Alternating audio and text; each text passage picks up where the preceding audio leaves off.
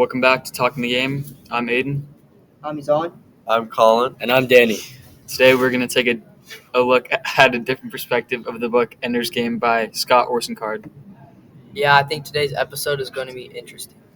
We looked through the book today through the Marxist lens, which was actually created off of Karl Marx. This means that we will talk about the power differences in Ender's society through political views throughout the book.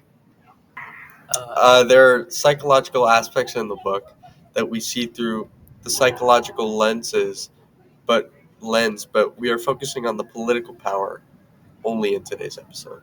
Yeah, we usually see these things in dystopian books where there is a recurring theme of a large difference in power. We can see Marxist points where we see how Ender has no control over his life and is moved around almost like a tool.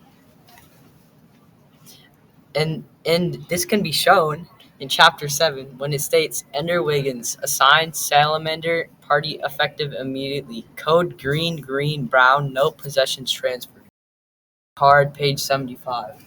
In Chapter 7, Ender is moved on very short notice to the Salamander group. Ender is constantly pushed around and manipulated by all the adults. This is because they are trying to mold him into the perfect military leader. He doesn't have any control over his actions, over this action, and it makes him powerful in the way he gets promoted, yet powerless in the trajectory of his life. Also, at the end of Chapter 9, Ender is self-conscious about how he doesn't have any control over his life and is constantly being manipulated by Colonel Graff and the battle school.